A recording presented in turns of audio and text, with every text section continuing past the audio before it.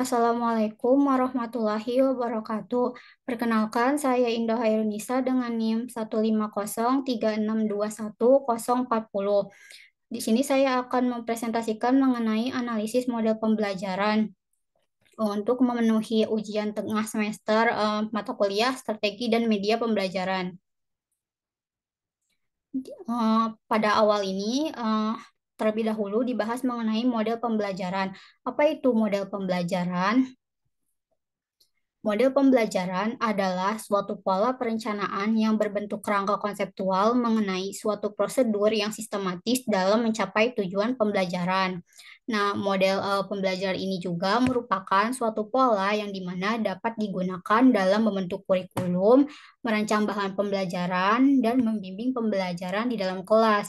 Guru dapat memilih model pembelajaran apa yang akan digunakan di dalam pembelajaran yang sesuai dengan tujuan pembelajaran. Di sini terdapat kompetensi dasar yang didapat dari SMK Negeri 5 Bandung dengan kompetensi keahlian yaitu desain pemodelan dan informasi bangunan dan mata pelajarannya yaitu gambar teknik.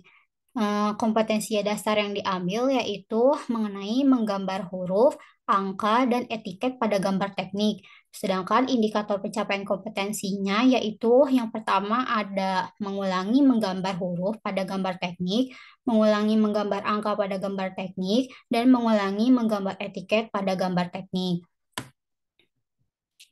Nah, gambar teknik itu merupakan mata pelajaran yang selain pada teori, juga menuntut peserta didik terampil di dalam praktik menggambar.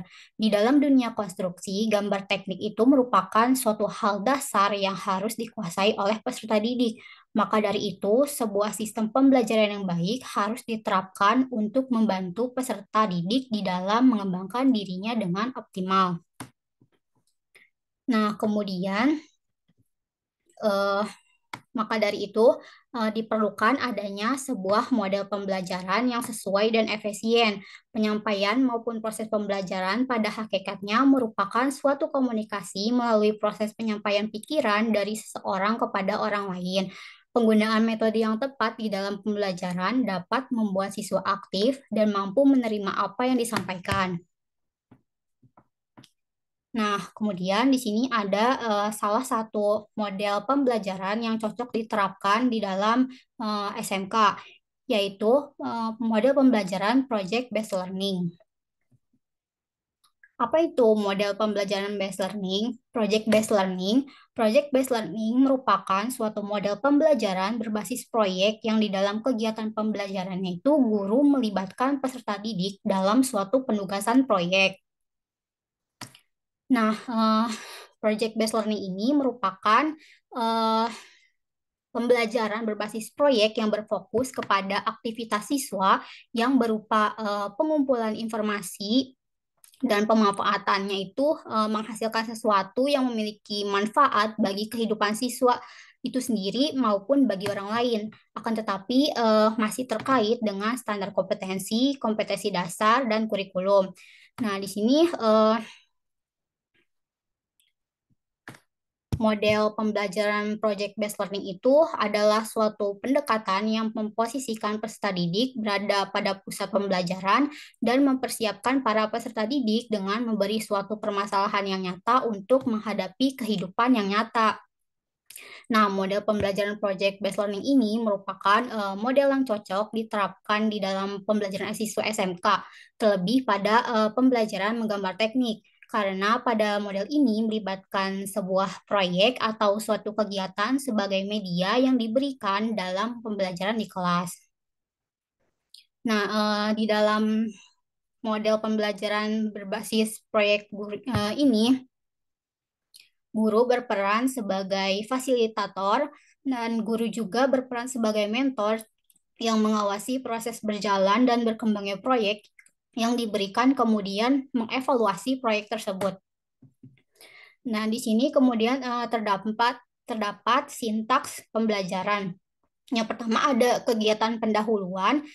Pada kegiatan pendahuluan ini, guru mengkondisikan kelas dan mendata kehadiran peserta didik. Kemudian guru memberi motivasi tentang pentingnya bahan pembelajaran. Lalu guru menyampaikan tujuan pembelajaran yang ingin dicapai dan guru menginformasikan tentang cakupan materi dan proses pembelajaran yang akan dilakukan. Kemudian di sini ada kegiatan inti. Yang pertama itu ada pertanyaan mendasar. Pada pertanyaan mendasar ini, guru menyampaikan modul pembelajaran mengenai menggambar huruf, angka, dan etiket pada gambar teknik. Kemudian, peserta didik mengajukan pertanyaan mendasar, apa yang harus dilakukan peserta didik terhadap pemecahan masalah.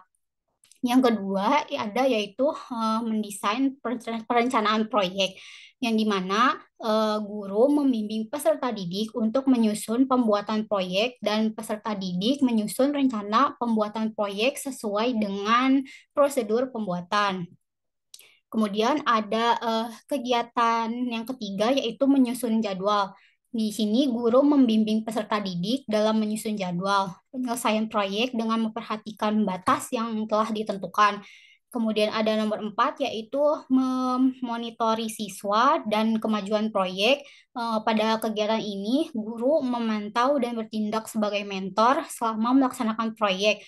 Peserta didik membuat dan melaporkan perkembangan proyek kepada guru sesuai jadwal proyek yang telah ditentukan.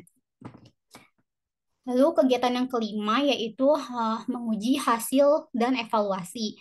Di sini guru menunjuk 3 peserta didik untuk mempresentasikan hasil pembuatan proyek dan peserta didik mempresentasikan hasil pembuatan proyek tersebut. Eh, Kemudian di sini terdapat kegiatan keenam yaitu mengevaluasi pengalaman. Di sini guru dan peserta didik mengevaluasi hasil pembuatan proyek dan menarik kesimpulan. Kemudian terdapat setelah kegiatan pendahuluan dan kegiatan inti, ada juga kegiatan penutup yang dimana pada kegiatan penutup ini guru membimbing murid untuk menyimpulkan materi pembelajaran yang telah dilaksanakan. Kemudian ada guru memberi tugas mengenai materi yang diajarkan, dan lalu ada juga guru membimbing siswa berdoa setelah melakukan pembelajaran. Nah, di sini kemudian ada berdasarkan penelitian yang dilakukan oleh Rizka dan Arwizet tahun 2019, pembelajaran gambar teknik dengan menggunakan model pembelajaran project based learning itu dapat meningkatkan hasil belajar peserta didik di dalam pembelajaran. Pengujian pretest dan post-test dilakukan pada kelas eksperimen dengan menggunakan model pembelajaran project based learning mendapatkan rata-rata nilai pretest sebesar 49,5 dan post-test sebesar 83,47. Sedangkan pada kelas kontrol digunakan model pembelajaran konvensional dan mendapatkan nilai rata-rata pretest 46,68 dan post-test 79,32, sehingga dapat disimpulkan untuk meningkatkan hasil belajar peserta didik menggunakan model pembelajaran project based learning lebih aktif untuk diterapkan. Sekian dari saya. Terima kasih. Wassalamualaikum warahmatullahi wabarakatuh.